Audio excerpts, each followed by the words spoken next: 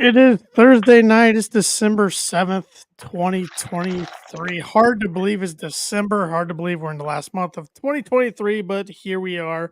Brand new episode of the Boiler Breakdown Podcast. Full crew tonight. I'm Tanner Lee, Evan Webb, Andrew Eiler, also in the house. Fellas, thanks for filling in for me last week. I really appreciate it.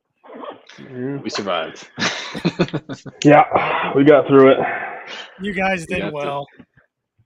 I don't know. Yeah, we'll see. You guys did good. Besides, whatever you said didn't work Friday night. So that's what I meant. I was like, I don't know if we should do that again. Yes, but for anybody that doesn't know, for any Purdue fan that might have been living under a rock, living under a rock, something like that. Purdue was handed their first loss of the season. Fortunately, Friday night in Evanston, second year in a row, they go into Welsh Ryan Arena, ranked number 1, and come out on the losing side of things. Lost in overtime. Don't really want to hit on the game too much since we'll talk about a game that was much more enjoyable from Monday. But I will say, I don't know how you guys are feeling, but I thought going into overtime after Edey hit that very difficult shot to tie the game, I'm like, all right, Purdue weathered the storm, 5-minute refresh. Purdue's going to dominate. And Purdue even got up 4 in overtime. But Fletcher hit a 3, I think, right? Yeah, I was the same.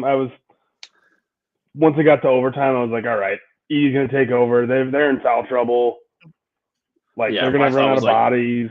My thought, they had all that, they made the comeback, they got up, and Purdue kind of weathered the storm. But once it got to overtime, okay, they're kind of deflated the balloon there. All their energy, it's gone. And kind of, I hate saying this, but it reminded me a little bit of the FU game. Just the fact that whenever Purdue seemed like Purdue took control for a second. I was like, we're up 4, up 5. Okay, now just get one stop and a bucket, and we'll be in good shape. And then they couldn't do that, and it was like, geez, they just kept coming. Yep, it was one of those games. I didn't feel nervous until I was jealous. 3 or 4 minutes left in regulation. Then it's like, okay, now it's time to get nervous. I don't know. I just kept thinking Purdue's going to end up winning this thing by 6 or 7 points. Not going to be pretty, but they're going to survive. Play pretty poorly, at least in some areas, and survive poorly in standards of shooting the 3, which they started off 3 for 5. And we're like, all right, this could be a hot shooting night. Ended 5 for 19, and then turnovers. And turnovers are one of those things in basketball. It's like, they're good. They kill you. I mean, if you have them, they kill you. But everybody gets on coaches so much about turnovers. It's like that part of the game's not really, I don't think, on the coaches. I think that's more on the players. Right.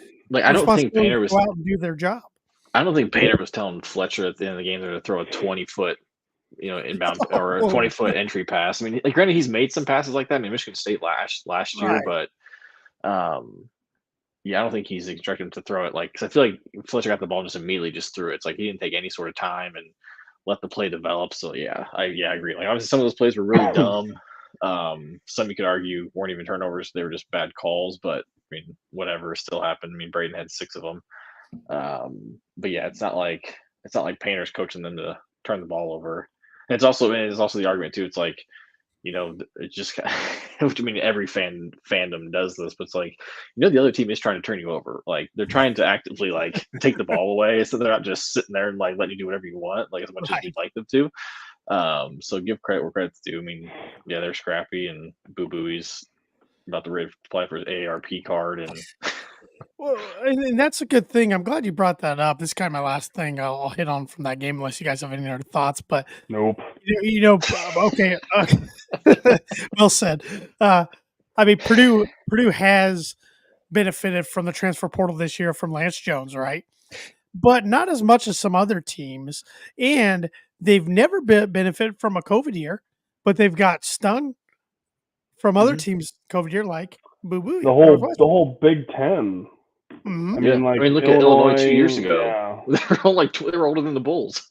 Wisconsin has used that to their advantage. I mean, that Purdue's been bit by that big time in some games from some players that normally wouldn't be playing college basketball still. But it is what it is. Everybody goes through it. I'm glad this is the last year of that stuff, I guess next year isn't it? But Well, so I was thinking with that because I was like, well, technically, because it's kind of maybe because I think it was after this game I was thinking about this real quick because this is Boo Booey's 5th year in college, and I'm wondering, do these guys because like obviously it's his COVID year, but he could still technically do a grad year, right? He can't do that at Northwestern. So because COVID year is just an extra year. Originally, you have 5 years to play 4. 4, yes. So but then COVID I think essentially gives you just a bonus. Yes, but I think if he's played, so I think that means you can play like technically 5 years. I think. I'm gonna look up. I'm gonna try and find. If he didn't redshirt, then I don't think he can play. I think you're right, Andrew. I tried to look it up the other day because I was getting so pissed off with college football and the transfer portal and guys getting like 7th years. But I think those guys probably redshirted, had injuries. 100%. They've had multiple seasons of injuries, but so it wasn't like they played 7. It wasn't like they played 7 years. They just were in college for 7 years. Yeah, right. They probably sat out their first year and got hurt. Who's the guy plays for Howard, but he played for Ohio State for a couple of years? He like started out at like one place. He went to Ohio State, kept getting hurt. Yeah, this is like his 8th year in college. It's not Kyle Young, is it? I feel like he's been around forever. No, because I was thinking, I was like, man, could someone like Mason Gillis, who this is his 4th year playing. He's obviously 5th year in college. Could he, take a COVID year and a grad year and go to like Notre Dame or something next year? Because obviously we don't have room for them essentially with the recruiting class coming in, but it's like, could those guys still play another 2 years somewhere if they wanted to, like an Ethan? I don't think 2. I think it's you still get 1. Yeah, I think it's basically like you get 5 years to play 4. That 2020 just doesn't count as one of those 4. Yep. Yeah. Even though they played essentially a whole season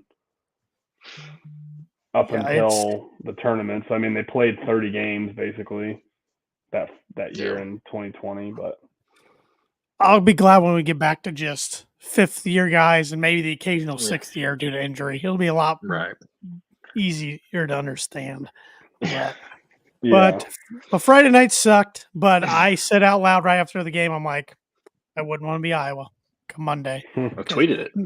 Yes, you did. And Evan has done a fantastic job running the Boiler Breakdown account on X. Twitter. See, I just can't say X. I try, and then in my brain, I'm like, you have to say Twitter. So I refuse, Elon. I refuse.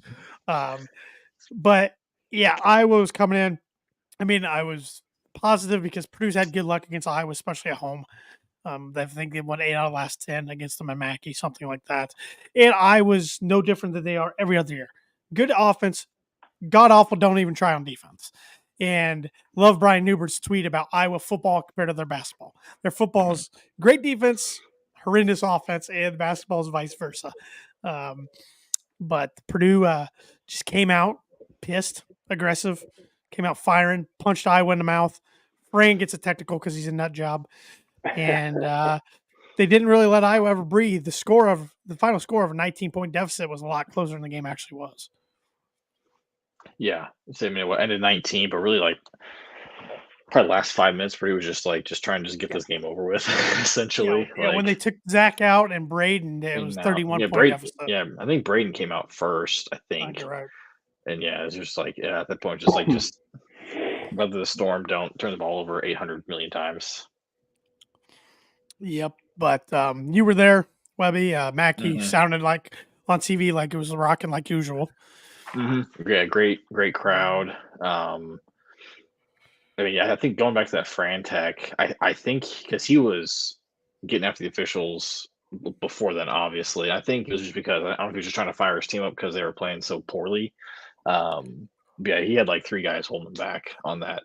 He's a nut. It was a loose ball they gave time out to Purdue, and he felt otherwise. But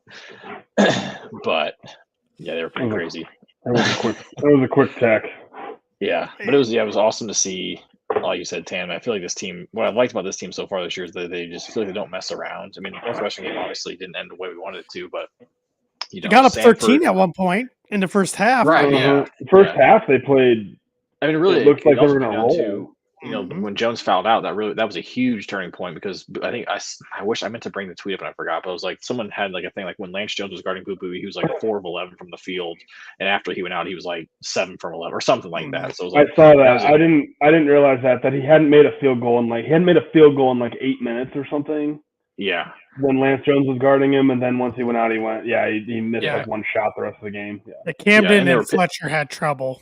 Yeah, which I mean, what did you think about that at the end of the game when did Heidi guarding Bowie at the end of the game when he hit the I thought he did fine. I mean, I kind of like. I mean, he's long, like he can hopefully get it. I mean, contest him. I liked a lot more than Fletcher, which they were obviously hunting Fletcher on those switches.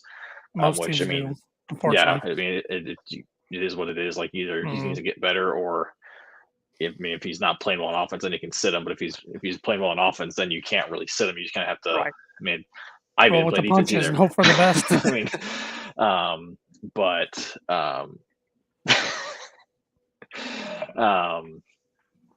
trying to think, what was I saying? But what I liked about this basketball team. That's pretty good. That's pretty good. For anybody listening to the audio version of this podcast, Cameron Day on Facebook said Cam Allen would have had 17 turnovers just like Purdue at Northwestern.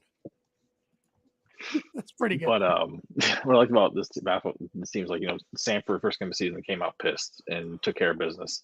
After the Maui playing Texas Southern, could have easily been a kind of a let up just coming off. Obviously, we're number 1 in the country. You just played 3 incredible teams, and you're playing some, essentially a 16 seed. They kind of hung around a little bit, Purdue kind of flexed their muscles and took care of business. And kind of same with Iowa. Like really, Iowa had. I mean, we've seen games like this in the past, I think it was even last year's game where Purdue got it big and Iowa kind of made a comeback toward, just with their full court pressure, which they're really good at. Half court, not so much. But they really had they couldn't turn us over, which I think was also a credit to Lance Jones and how well he's played and what a nice addition he is to this roster, because it just added so much. Plus, Braden Smith and Fletcher Lawyer, I think, are a lot better from 12 months ago. Yeah, absolutely. There was I really wasn't even worried when they started getting into their kind of havoc press there, just because we got through it pretty easily. Even like when you had Colvin out there, I was a little worried when Colvin went out there, but he made some pretty decisive passes and got up the court. So, I mean, when they couldn't stop us, then it was like there's no chance. I mean, unless everybody fouls out, or maybe they make a comeback at the end and they took everybody out. And because I was like, man, if they get this down to 15, are we gonna put Edie or Braden back in? But I think we never got to that point. I think they should have won by 40. I think they should have just kept pushing to win by 40. Throttled down. It was nice to watch a game and relax for a good majority of it, especially a conference game. Don't get to do that. Right. Yeah, it won't happen much more. I was mad because I was in the arena and I was not paying attention when Lance threw that pass off the guy's back. Because I just wasn't paying. I knew the ball was going to be in better, but I think I was looking at one of the scoreboards or something, and then all of a sudden I heard the noise. I looked and he's making a layup. I was like, did he throw off the guy's back? That was the number 7 play on SportsCenter top 10 that night. So, which now he's made it twice this year with his 3/4 court shot in Maui, and then this play. So. No, he's been a godsend to Purdue. I mean, David Jenkins was good for Purdue last year, good for that team. But yes, he was. But Lance Jones is taking it to another level for Purdue. Yeah. I mean, and I think a lot of the national media is recognizing that. When you talk about, they talk about him kind of being the missing piece to hopefully get Purdue to Phoenix come April.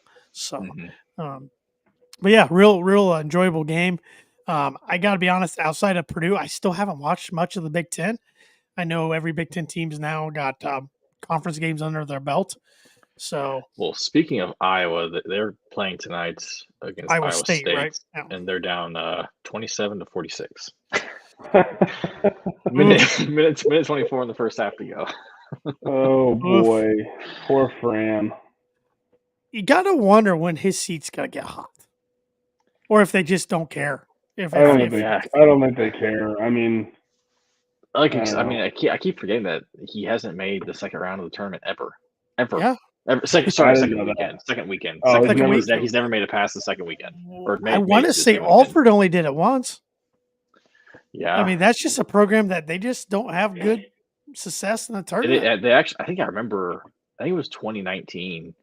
I think they played Tennessee in the round of 632. So it was like, man, do we want to play Iowa? Been like our third time playing that year, or do we really want to play Tennessee because they're obviously super, physical and super athletic? Because Iowa almost had them in that game with Luka Garza. Right? Was a sophomore or junior? It was a second to last year because his COVID. Yeah, the 2020 season was his last year. That's right. Yeah, because then okay, he was player of the year, and then they got knocked out. Because Iowa and Illinois got knocked out early that year. Yeah. I mean, obviously, they beat Purdue in 2022 in the Big Ten tournament championships. Like, they have that to hang their hat on, with the Murray twins, but again, still get knocked out early. Well, just like the whole Big Ten, honestly, though. Yeah. Yeah. No, you're right. It's in the way the referees are officiating games. This year might be similar for a lot of teams in the Big Ten. So, so kind of, if we're done on the Iowa, I saw an interesting. I think Brian Newbert talked about it. It's an interesting experience for Purdue to have after Alabama on Saturday, having 3 big-time SEC games under their belt, like a different conference, different style, really athletic and long. And I mean, between Arkansas, Tennessee, and Alabama, and assuming that Purdue plays well Saturday, should be really good experience, and honestly, kind of like should bode well for really anybody because that's a different style and different. That's a Sweet 16 Elite 8 type opponent too that you're going to see. And it's historically the teams that have given Purdue trouble with tons of turnovers because they're long, athletic, and Purdue's typically not. But I don't know where I was going with that. Just the transitioning. I didn't think about that. Good experience so far. Yeah, and then you throw just the fact that we play Arizona, a week from this Saturday. So it's like that's, I mean, again, a traditional a team that's been made some deep runs, has got going into what we said was like the hardest non-conference schedule Purdue's ever had, and here Purdue is with their one loss being Northwestern. Yeah. Because I'm the one before the season telling everybody, now don't panic. Purdue's going to drop a couple games, and then non-con. I didn't say anything about conference, and then you're right. What's been your biggest surprise so far this year? As far as Purdue or in the conference or what? Both. You can do both. I'll say Braden Smith being like all conference or potentially more like caliber, I guess. I don't know. Being like up there as one of the top point guards in the Big Ten. Like I thought he'd be better, but not this good, I guess, so far. I guess my positive surprise has been Lance Jones. I just didn't know what to expect of him, and he's been a lot better. I mean, he has his moments. I mean, he got a little cold against Northwestern, but like you said, his defense was huge. Defensively, he was like a huge presence. Then once he found out, everything kind of turned upside down. I wonder too. I mean, he's from Evanston, so you wonder if he was. I'm sure he had a ton of family in the stands. Yeah. Like he wanted to show out, and maybe was pressing a little bit. But I mean, I have no idea. But I mean, kudos to him for bouncing back and having the game he did against Iowa. And on the flip side, one guy, and he's had some moments so far. He's definitely talented. He's got tons of upside. One guy I thought we'd see better play out of so far this year, and we really haven't, Trey Kaufman-Renn. I think he just doesn't get the opportunities, really. Just because I think he takes up so much space from Edey that kind of helps Edey a little bit. I was going to kind of think the other way, that how his shooting has been a big improvement. I know it's not like a high volume, but I just looked. He's 40% from 3. Yeah. His free throws look a lot better. Last year they were so flat, and it was like no chance. They do look better. I don't think he's like shooting great free throw line still.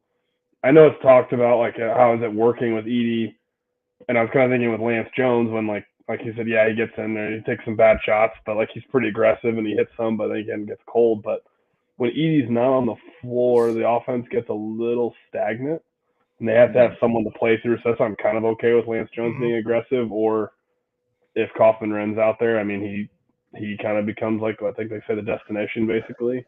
And you kind of started to see it through. You've seen a little bit, I think, recently with Painter with his substitutions, and I know Newbert mentioned it, but like you might see him like take maybe Trey out a little bit sooner than he'd like to, just so that when he does take Edey out, he can maybe throw Trey back in there. Just I think I kind of like that. I'm just thinking. I mean, start off with 2 of them at the front. I mean, you're going to get like 5 offensive rebounds in the first like 3 minutes, and then the offense seems to move a little bit better when Gillis is in at the 4. I think, just because he spaces it a little bit more than Kaufman-Renn. But then, I like having Kaufman-Renn in when Edey's not. Yeah. I wouldn't hate it if they put Kaufman-Renn off the bench and Gillis as in starting 4, but I don't. Maybe we eventually see that. I don't think we're going to see that for a while. I don't think Painter's going to mess with the starting lineup too much. But it kind of pains him not to be able to start Mason because I think he loves him. I think Mason's one of his favorite players he's ever coached because he's constantly talking about how hard he plays, how hard he works. But I think Kaufman-Renn does too. I mean, I think Kaufman-Renn plays extremely hard also. Caleb First plays hard too. Yeah, exactly. I mean, honestly, the whole team does, but yeah. And I'm not trying to look way too far, but I think he loves Purdue, but it wouldn't shock me if Caleb First, if we see him in the portal in the offseason. Just the fact that you got Edey leaving next year or at the end of the year. He doesn't have to leave, Evan. He doesn't have to, but that's going to be a problem with. I guess we're going to take National Player of the Year. I think if you have a National Player of the Year that wants to come back, I think you let him come back. Which is the hilarious argument. People are like, do we let him come back? It's like, yeah, you're stupid. Of course you let him come back. Yes. You do whatever it takes if he wants to come back. Yeah. If he leaves, assuming he does, I feel like you got to see Caleb and GKR as your starting 4 and 5. I don't see. Which they played a little bit together, and I think it's worked pretty well just because First moves pretty well, and he's big, and he plays, like you said, he plays really hard. It could be I can't imagine one of those freshmen coming in and supplanting one of those two. I can see it maybe more like someone taking First's spot GKR just because GKR has already started so much. Unless like a Cannon Catchings or somebody just lights out as a freshman, which hey, if that's good, and maybe is, that's great. But I don't know. Yeah, Caleb's been great. I love his energy and his dunk against Northwestern was double.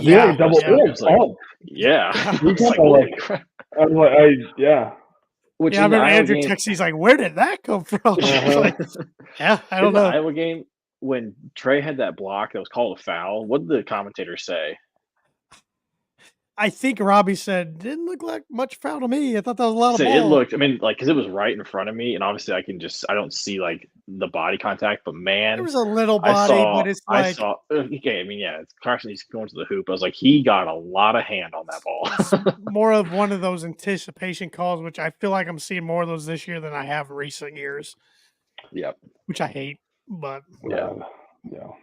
They're hard not to call, but it is like it's one of the things where as an official you have to just like let the play out because something like that. It was a great play, and you could tell like Trey didn't show a whole lot of emotion, but he was pretty like he was laughing at it. But yeah, that was a really good play. As far as the Big Ten goes, I think a surprise for me has been Wisconsin, which I know better. Every time I don't think they're going to be good, they turn out to be pretty good. It's just who they are as a program. But beating Marquette was a good win. Beating Michigan State the other night was a good win. I thought that was a game Michigan State would get. And then disappointment in the Big Ten, I think, has been Maryland. I thought they would be a top 4 team. They are bad. They're talented, and they just can't.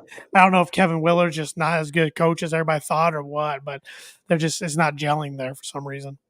Yeah, you heard offseason. I remember reading. I followed recruiting pretty nationally, so I saw some of the guys that they were getting. I was like, "Ooh, those were some pretty good guys." And there was something that I think it was Rothstein tweeted out like, "Oh, like Kevin Miller said that they have to cut practice short a lot of times because their freshmen are just so physical that they don't want to get people hurt." I'm like, okay, this they were physical last year. It essentially was a football game at College Park when we played there last year, and so they should be pretty good. And then. Yeah, seeing these scores, I'm just like, and I watched the game against Indiana. I was like, no offensive sets. Obviously they run sets, but it was just like, what am I watching? Like, it was horrible to watch. And then, because after that game was the Purdue game, Northwestern game, and I was like, just watching Purdue run an offense versus Maryland was just night and day. Yeah, but it's been interesting so far in the Big Ten. You have Purdue ranked, of course. You can also throw Michigan State in there as a disappointment. I think we all kind of were skeptical, just like us and our friend group, just because we saw.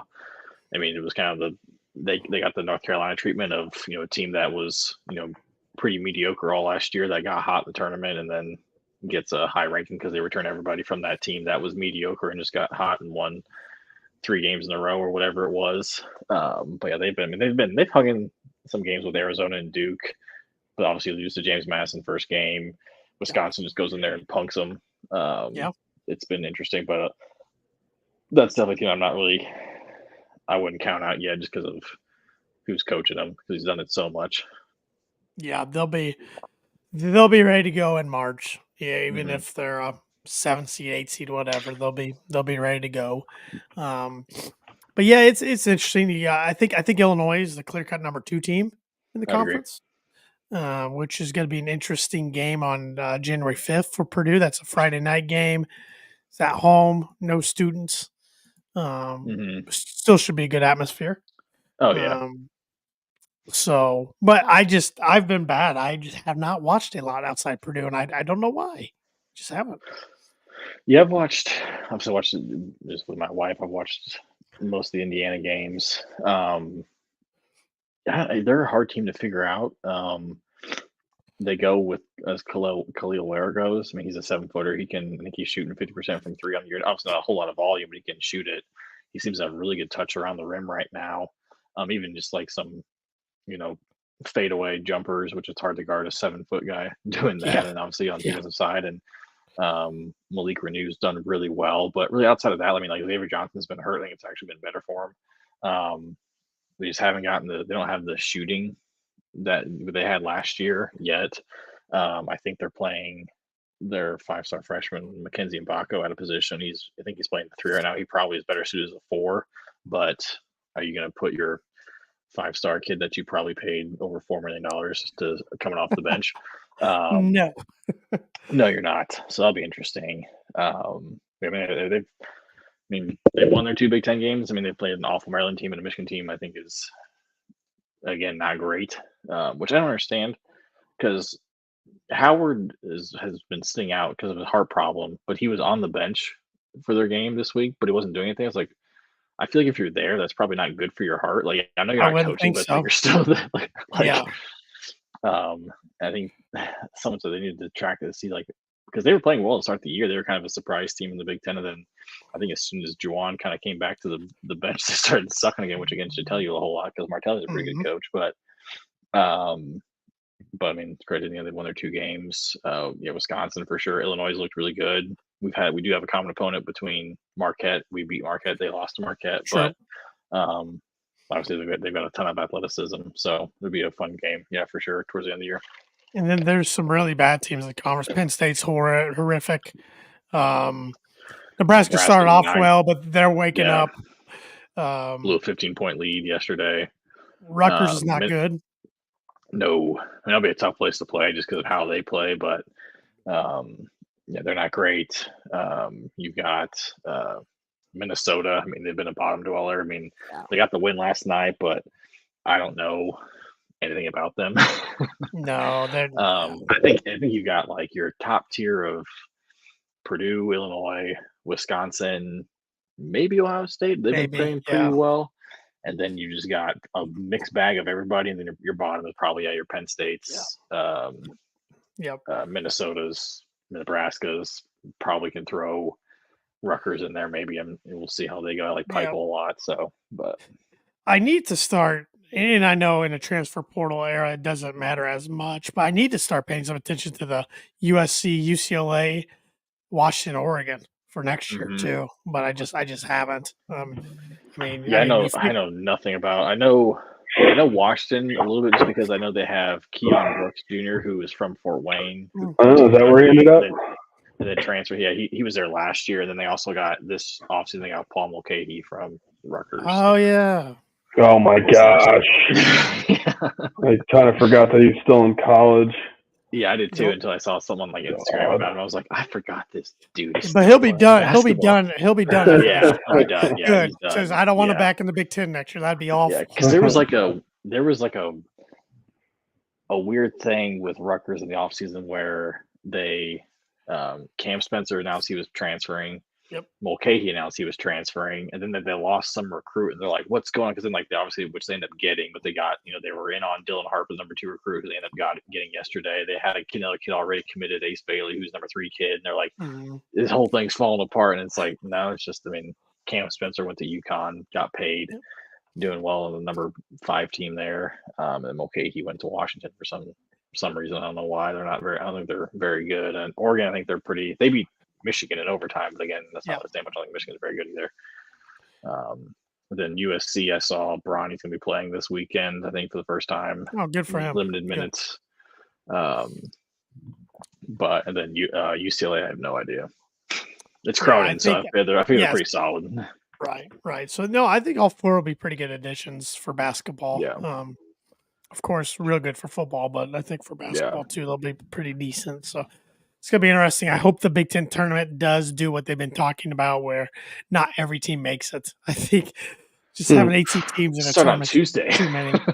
Oh, yeah. Because there's only 2 games on Wednesday right now or something. Yeah. You'd have to do another two games at least on Wednesday, but that'd be stupid.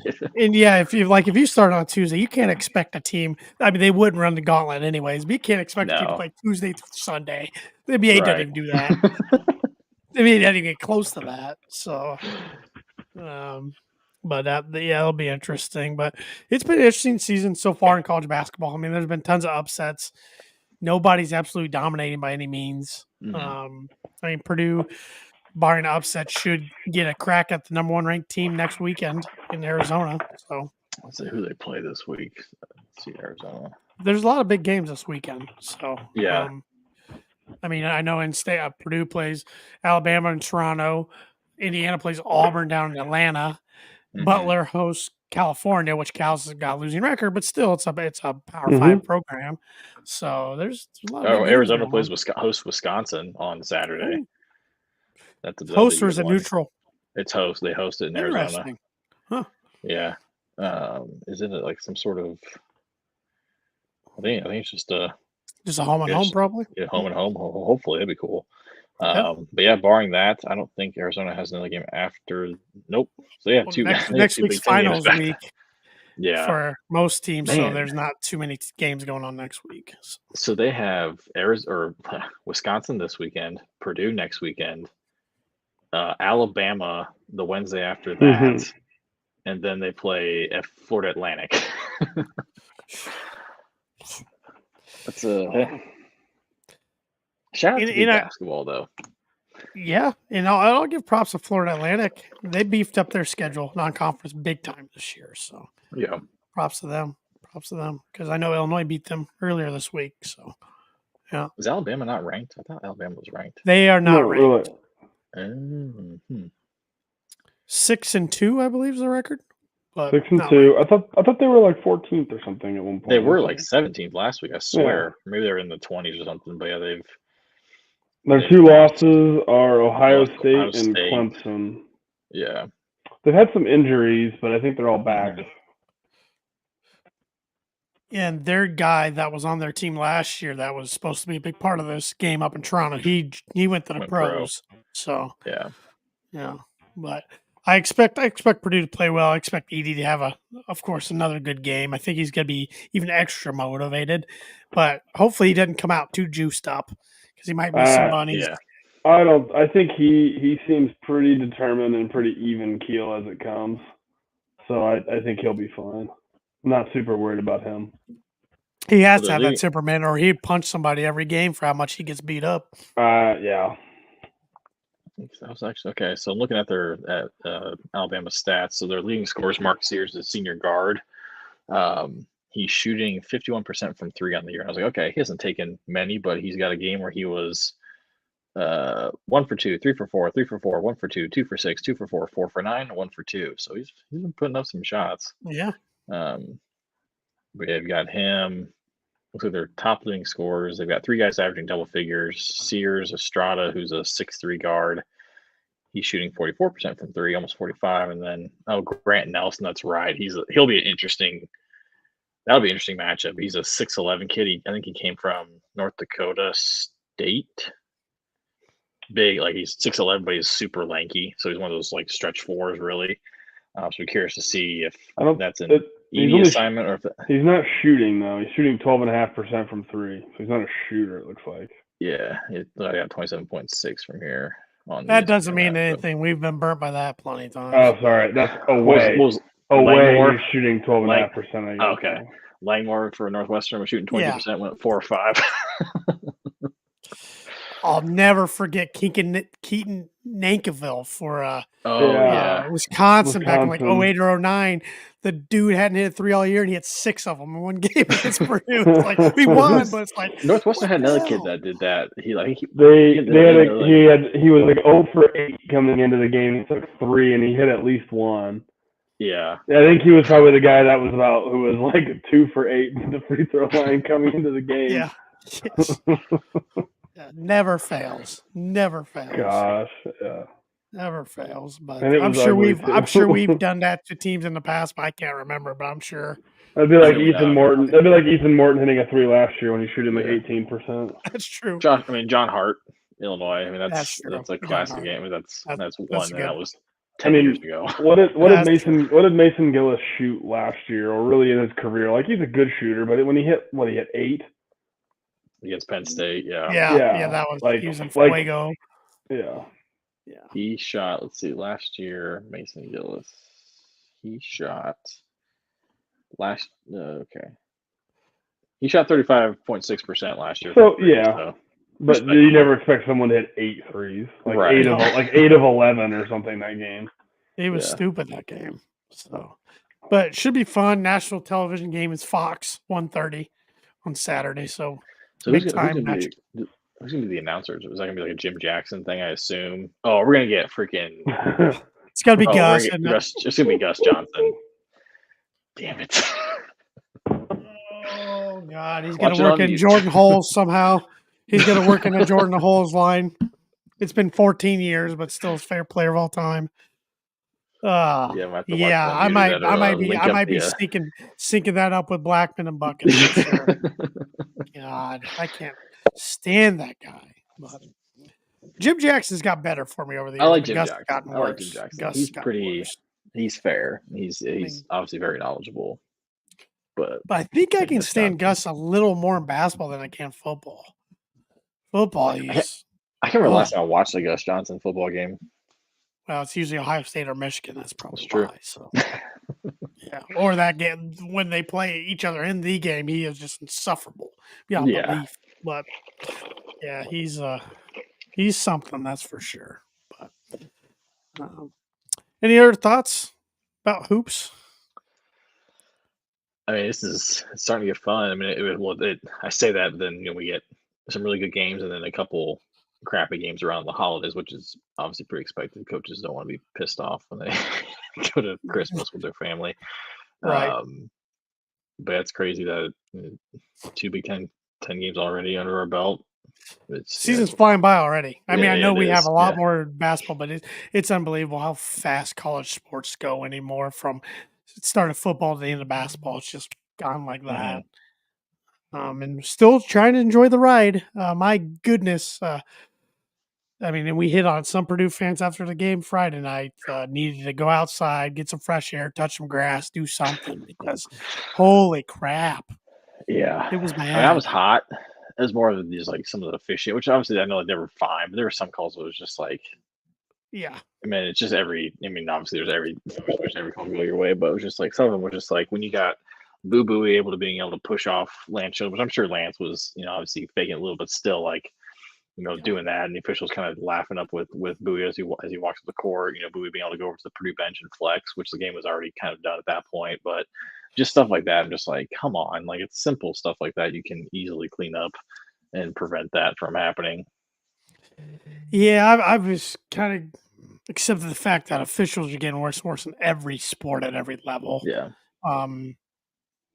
And part of it's not their fault. I mean, like I think Brian Hubert touched on that. I think one of those guys did a game in California the night before. Right. They had to fly in. Those same 3 guys did the Marquette, Wisconsin game the next day, which is a 2.5-hour drive. That was less than like around 12 hours afterwards after the Purdue game ended. So it's just like, part of these guys, they do need to study and prep for these games, and it's hard to prep, for games, 3 games from now when you got one, that night. It's just like it's true.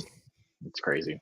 It's true, very true. But I just hate when officials take over games. But yeah, that's not saying they took it over Friday, but still. It's just not what bothers me is when you obviously it's human, they're humans, so right. The mistakes happen. It's like you can tell when they're really excited to call a foul on number one team when they're playing it on the road because they're just going to fire up the crowd. It's just stuff like that. It's just okay, what are we doing here? Yeah. But I digress.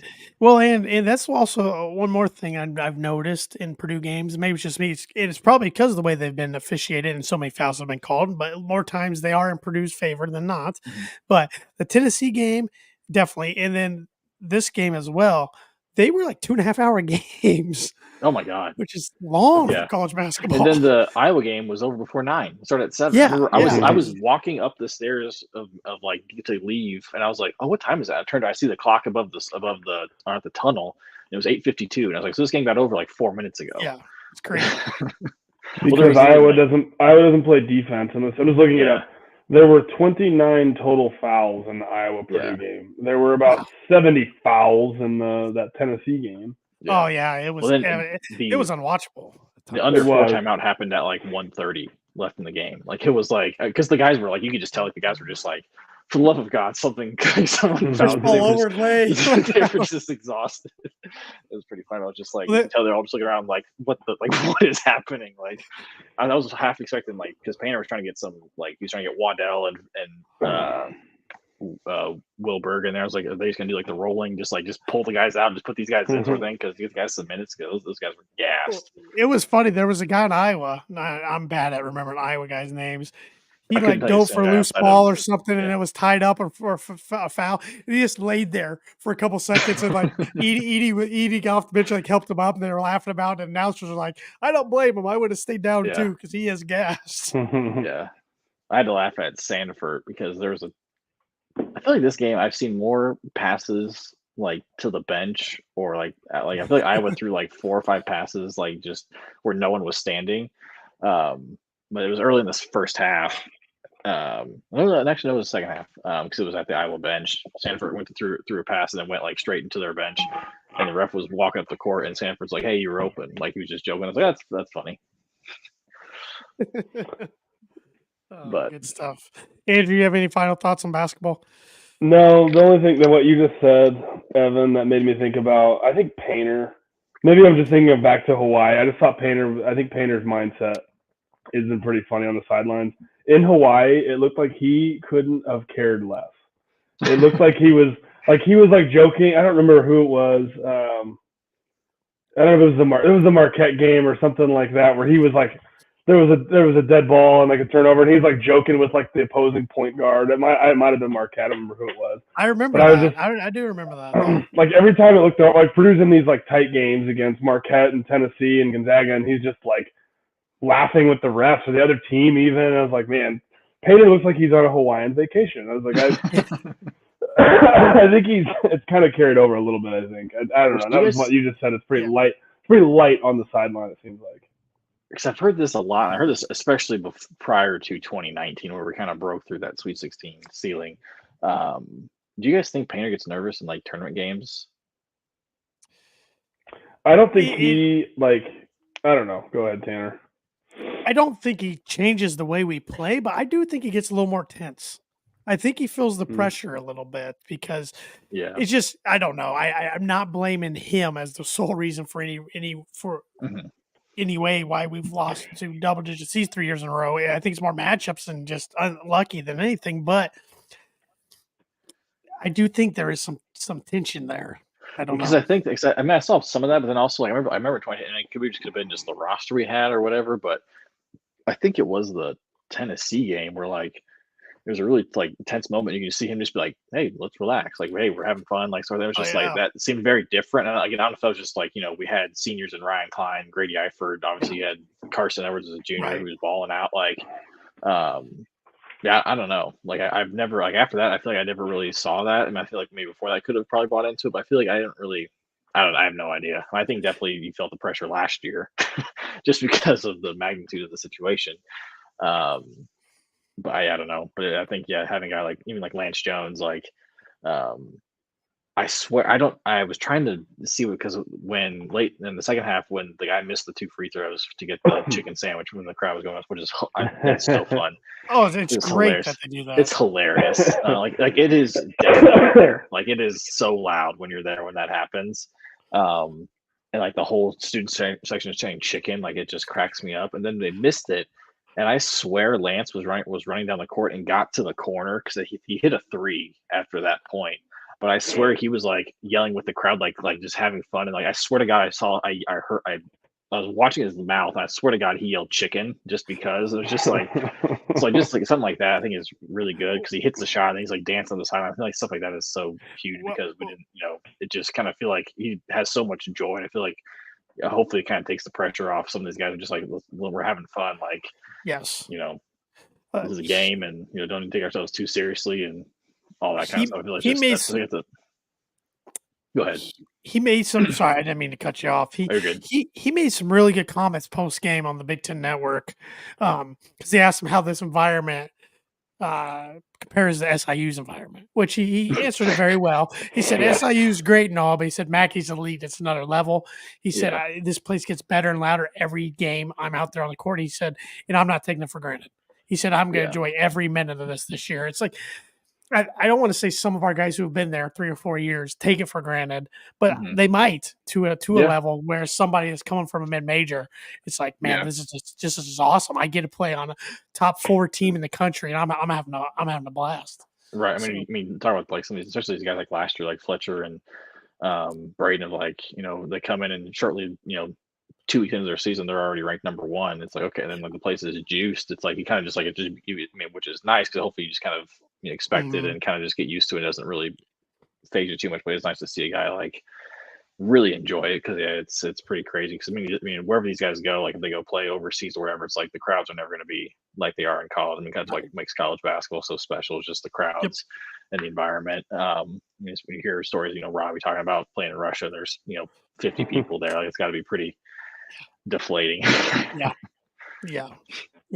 We can't take it for granted because Purdue's special basketball environment, and even when they had down years, it was always still pretty good. But it's not every program's like that. That's for sure.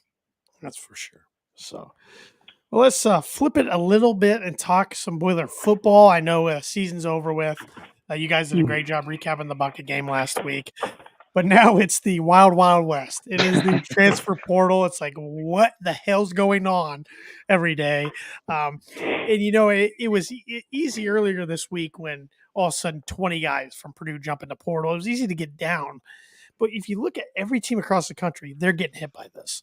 And a lot of them worse than Purdue as far as losing top guys, starters, etc. So I don't think Purdue needs to hit the panic mode. I think I saw which they have a coaching game. I'm pretty sure I saw Indiana lost all 5 starting offensive linemen. They did. It's just like they did. Like, good God! And then they lost Jalen Lucas, which I wouldn't mind, seeing if he wants to be a McCauley. McCauley, yeah, which he's sounding like he's getting. He's blowing up. Yeah, Michigan. Which is so crazy. Deion Burks too. Yeah, which is so crazy. Like I know Newbert's touched on it. It's like you got these guys who, maybe the best offers coming out of high school were Purdue, Indiana, Illinois, maybe, or even like something lower. And it's like they play 1 year, and it's all of a sudden they're getting offers from Texas and Penn State. It's like, what the? I guess if you're a bit more proven, depth, basically, depth. Yeah, they can stash somebody else's number 1 guy as their number 3 guy, and just have that luxury. I mean, that's pretty dang nice. Except but then that guy has to want to be like, so Deion Burks, who was Purdue's leading receiver, has to be okay with being going from. Yeah, but again, we don't know what conversations were on with these players, and we don't know what the offense will look like, and So who knows? We don't know what they want out of their career either. I mean, some guys could just be chasing a bag. Some guys could be like, well, I want to go to the pros. This team's got to use me better than this team. Because I will say, I think Burks, even though he had a pretty good season, was misused.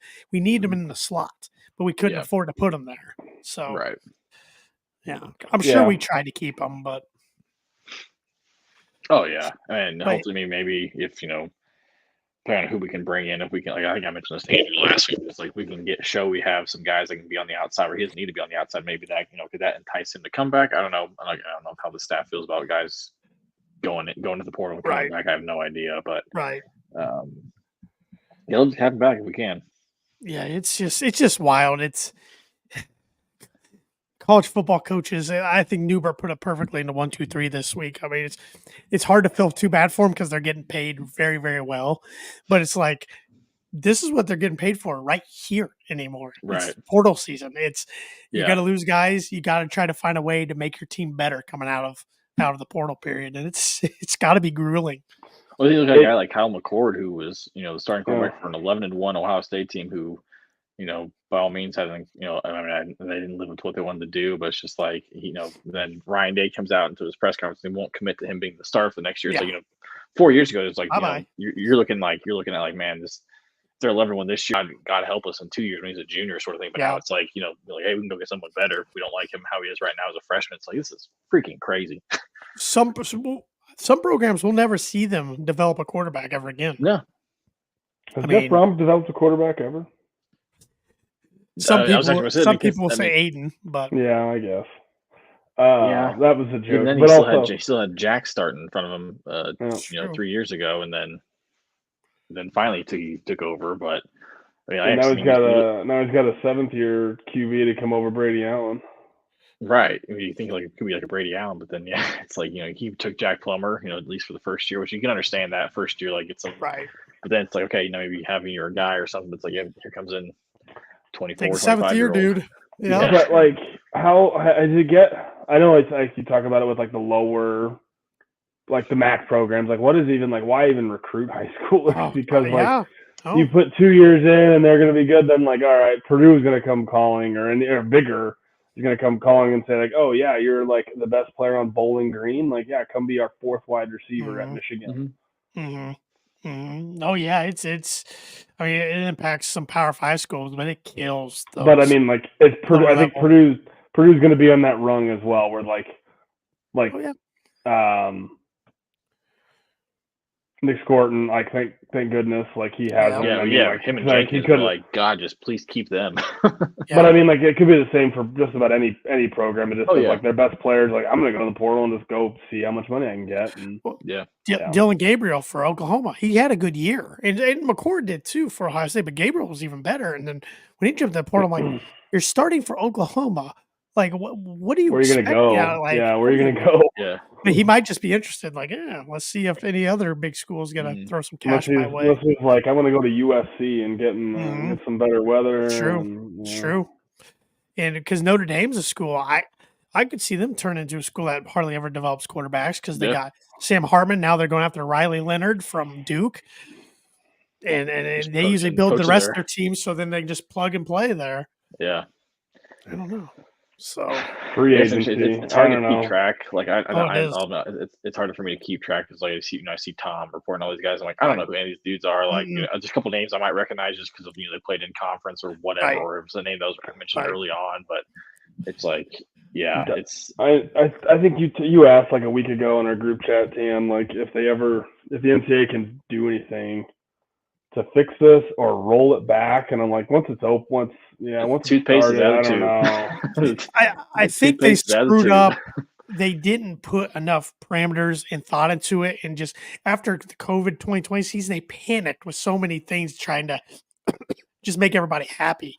So they did transfer portal, NIL, everything's just we're going head first. Like even Newbert talked about it's like again we're just Brian Newbert reference hour. But he's like no one asked. We should have him on. We should. Yeah, Brian, come on. Like no one was asking for the one-time transfer rule. No. I mean, it was more like to a point it was like hey, coaches can leave whenever they want. Like students should be able to as well. But still, like you could do a one-time transfer, but like maybe like Painter's talked about, like maybe do it after you're your freshman or like after your sophomore. You like put 2 years into it versus like because it's just like you said. I didn't play as a freshman. I'm going to go to this school. They'll play me. Right. And you throw in the COVID year, which again, like you said, Andrew, for basketball was stupid because yes, it sucked that I guess I guess it was the season after it was canceled, but like I feel like it should have been like, if you actually played that year, you shouldn't get it. Because like, I mean, I agree. if you said, hey, like this is not, I need to be home with my family because of this reason, like, hey, that's fine, I totally get it. But if you played that entire year, outside of being hurt, it's like, okay, like it didn't matter. Like yeah.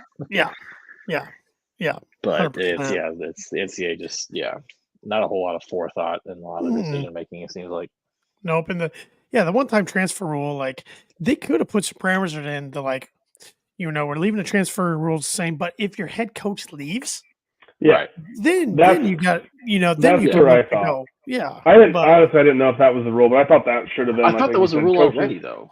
Yeah, I wasn't sure if it was or not, but that's what I'm like. That makes sense.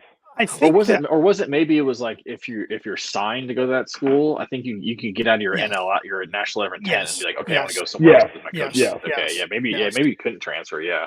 I mean, but that seems too easy looking back on it, just to put those parameters right there. But I don't know. I'm just hopeful somehow in the next 5 years it kind of evens itself out a little bit. I don't know what that looks like, but because it's laughable right now. It really is. And even if you get through this period, okay. But then after the spring, we saw last year guys that go through spring all over again. Yeah. So, and then it's like, do they even like? Again, it's going back to we talked about before, like with transfers. There's no letter of intent. You just gotta hope they show up. It's just like, I guess we're hoping for summer ball. Hope they show up in June. Yeah, I guess you're right. Who was that kid? Who was that kid? It was the wide receiver, wasn't he? From like, there was an offensive lineman. He didn't show up on campus, and he goes to UCF. Or there was the one kid who the offensive lineman was on his way to West Lafayette, and they made a detour to go to TCU because they got a call, and he ended up committing to TCU on his way to Purdue. What are we doing? Yeah, there's the word commitment doesn't mean the same thing that it used to, but.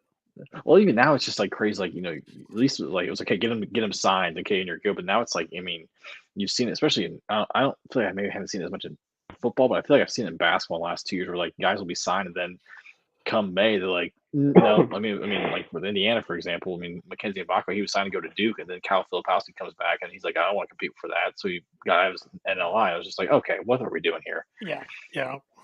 It's crazy. I never really had tons of respect for the NCAA to begin with, but last 2 years they've lost everything I had for them. So, but just hope Purdue fills in the gaps where they can. Go get some wide receivers, get some offensive line help, and see what happens next year. Schedule's going to be a gauntlet, but it's going to be a gauntlet every year. You got to embrace it and take it on the chin, and hope you can get bowl eligible. So. Oregon State might have gotten a little easier. That's true. Hopefully. Yeah, they're going to be a partial member of the Mountain West next year. Them and is that what I've never seen? They agreed to play like 6 conference games against the Mountain West. And the other 6 they should have just kept it as the Pac-12 and just with them and Washington State, just Pac-2, 50-50 chance of winning. You just play each other 6 times. You just go back and forth. It's just weird to me because like they're not the greatest, but those two have better football programs than a lot of the other Pac-12 schools that got chosen. That's what cracks me up about the conference realignment. None of it makes sense geographically, but especially the Atlantic Coast Conference. Now they have Cal and Stanford. Just the coast conferences. Just the coast. Well, then what? There's talks of like Gonzaga joining. Was it the Big East? 12. Big 12? Was it Big 12? Big East at one time for basketball, and then it was Big 12. Yeah. No, I don't get it. Wild. It's wild. And then we have today, I don't know if you guys saw this, there's a 5-star offensive lineman. Was on national television on Skip Bayless' show and committed to Colorado today. Yeah, in his top 6. Yeah. I'm like, why? I saw it on Twitter. I was like, oh, I feel like I saw a tweet about that kid earlier. And I was like, oh, who else was he considering? I was like, oh, he considered, Tennessee. So I was like, wait, I'm not seeing a Colorado logo on this tweet. It was like the kid who committed to Michigan over when he had Purdue in his top 4 or 5, and like his sign or commitment day post had Michigan on there. Yep, it wasn't even the fact he went to Colorado, and I don't like Colorado, but it was just like, what are we doing? Why do we have high school kids on these national shows? Like, what are we doing here? But is what it is. Tanner, you never had a chance to go off on the fact that Kyler Jenkins was not all Big Oh Ten. yeah, thank you. I remembered I was gonna go off on something. I couldn't remember what it was, but yeah, that's ludicrous. I mean, you can't even have him on second team. He's honorable mention, and he was tied for the sack leader in the Big Ten. These awards are so stupid anymore. They go to okay, who's a decent player on the best teams, not who had the best individual season. That's what these are for. I mean, my God. I mean, thank God Scorton made second team at least. Yeah. I knew somebody was gonna get screwed.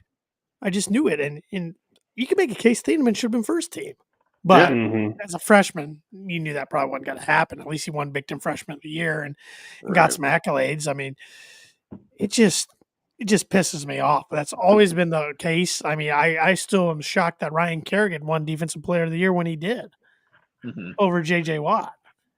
Right. Because Purdue was 4-8 that year, and Wisconsin was whatever they were, 9-10 wins, whatever. But I mean, I get it when it comes to the Heisman a little bit. I mean, okay, say Travis Hunter would have stayed healthy for Colorado, and I know he's a freshman. This would never happen, and ripped it up. But they go 4-8. Okay, I understand that to a bit. But even with the Heisman, I think I could see Jaden Daniels win it this weekend, and his team didn't make the playoff. Right. Whereas Michael Penix's team did. Bo Nix's team didn't, but who do you think wins it? I think it's between Daniels and Penix now. I think Nix kind of hurt himself Friday night. Yeah. Marvin Harrison Jr., I mean, he could be deserving too, but it's still wide receivers. I don't know how Devontae Smith won you have to have like the most incredible season that's ever been played. Yeah, or be Devontae Smith in the weird COVID year where not everybody got to play that many games. Right. So, it's a quarterback and running back driven award. More quarterback probably than anything else, but I think Daniels probably wins it now. But I think so too. I wonder how Indiana fans would take it to Penix. They'd probably take partial credit for his Heisman. Oh yeah, they'd claim it. They would definitely claim it. I mean, I would too. That's true. You're saying if Jack Plummer would have won Heisman this year? Oh, I about threw up just thinking about that. Nothing against Jack. It's more Jeff Brom having a Heisman quarterback, which thank God Florida State and their third string quarterback beat them, which I could go down a whole nother rabbit hole. I already did it once this week talking about Florida State. Another hour.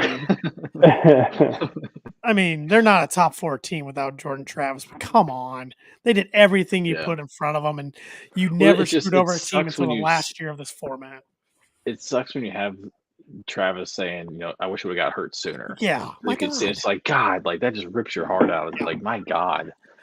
And their defense is damn good. Their defense is top 5 defense, in my opinion. So their defense can keep them in games. It's just, what I don't think is fair is, okay, they weren't as good with Travis down to their backup, but I feel like they're getting too much analysis for their third string quarterback the way he played against Louisville. And I'm like, they're a lot better with their backup than their third string. Right. Do you buy into the conspiracy that's because of the TCU situation last year where they got just absolutely blitzed in the championship? And it's like we can't have that. We can't have Michigan hang 40 on a Florida State team that's without their starting quarterback. There might be a little bit of that, but I think it's more just TV money and ratings, and not having an SEC team in the when they're looked at the mecca of college football for their conference. I think it's more of that because if you really wanted the top 4 teams, Georgia's still in then. Oh, 100%. Yeah. Georgia had an off night and still barely lost. So. Yeah. It's going to really suck when Alabama wins the championship. It is. They're going to be like, see, I told you. It is. I expect them to beat Texas. Yeah. I really wanted Michigan. Alabama's 4, Michigan's 1, right? Yeah, but it's Michigan against Alabama, Washington against Texas, and I was hoping I hate that I'm cheering for Alabama. I know it. I was hoping for Michigan against Washington in the last Rose Bowl, or the last Big Ten, Pac-10 matchup. Yeah, but instead we're getting Alabama and Michigan, and then you're getting poor Washington's got to play Texas and New Orleans.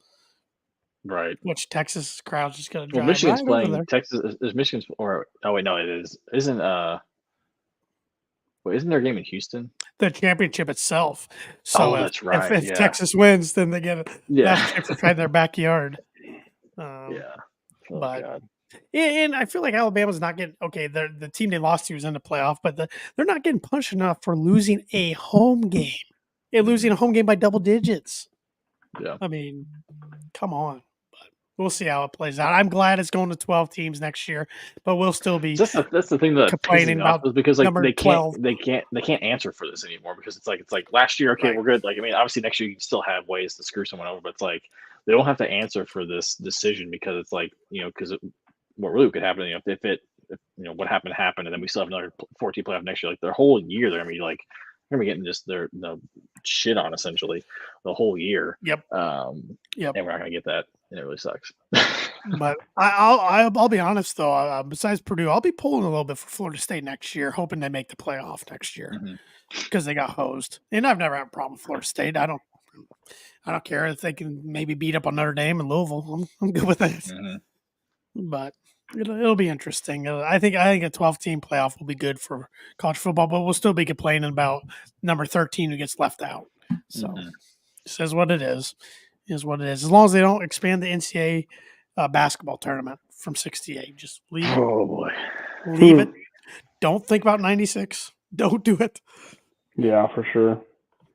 Don't do it. We got enough of those postseason tournaments as is. So yeah. Any other thoughts, you guys, Purdue related or just college sports related or anything? Life? John Rahm going to the Live Tour? Live Golf? Nope. Okay. Pacers going to the in-season tournament championship. I'm a Pacer fan, but good for them. Good for them. Good for Indy. I've watched 5 minutes of NBA basketball this year. That was the first game of the season. I am bad. I have not been following anything. It's been bad. But I try to check the box scores to see how Ivy's doing when he plays. So freaking Monty Williams. Yeah, good contract there, Detroit. Good job to throw that coach a bunch of money. So, but 1:30. It's time for basketball just with these next couple games. So hopefully, 2 legit tests. So we'll see what they're made of. Yep. If we haven't already. Keep it rolling. National television, 1:30 on Fox. It's right around lunchtime. If you don't know what you're going to do for game day food, well, I got a solution for you. Boiler Breakdowns brought to you by Mad Mushroom. I better bring the banner up here. Where is it? There it is. Mad Mushroom's been serving Boilermakers since 1993. They're located in the heart of West Lafayette, and they're known as the home of the original cheese stick. Whenever we visit, we like to sit down, have an ice-cold beer while trying out their latest pizza of the month, which is December, so it's a new pizza of the month. This month, we got Josh's Big Cheesy Chicken Enchilada. It's red enchilada sauce topped with grilled chicken, mozzarella, and cheddar cheeses, and finished with a white queso drizzle and freshly chopped cilantro. So if that sounds good to you, just tell them next time you stop in that the Boiler Breakdown sent you for $5 off any order over $20. And any Boiler Breakdown listener or viewer can also use the coupon code BREAK5. That's all caps BREAK5 to claim your discount code online at madmushroom.com. That's Mad Mushroom. Feed your head. And hey, if you're at the Cactus tonight and you're enjoying Bruce the Piano Man's last hurrah, tonight's his last show, maybe you're going to walk done this back from the Cactus. What are we doing? That would have been epic, but it wouldn't end well. Maybe you're going to walk back up the levee tonight. Order some wings, some grinders, some pizza, some cheese sticks. Order enough to get over that $20 threshold, and tell them the Boiler Breakdown sent you. Get $5 off. And our other sponsor tonight, Evan's got the good-looking Script sweatshirt on. I got my throwback Purdue Pete football hat. You probably can't see it that well on the webcam, but who do we get these fine-looking items from, Webby? Got this from the shop, making hometown apparel since 2011, so over a decade now. Started out in garages. Now they've got 2 brick-and-mortar locations in the Indy area, one in Broad Ripple, one in Carmel. They make comfortable shirts, makes everybody happy. I mean, this is an incredible, comfortable sweatshirt. Obviously, with the holidays coming up, you've got a Pacer fan. Obviously, Pacers are playing really well. They've got Pacer gear. They've got Purdue gear, Indiana gear. Butler's playing well, Andrew. We got Ball State. All the Indiana schools except maybe one up in South Bend area. We won't name them. Yeah, they're jerks. Yeah, but if you want a good shirt, sweatshirt, Like I said, Tanner's got a hat, drinkware, stickers. They've got you covered. Go to the shopindy.com. Use promo code breakdown to get 25% off your entire order.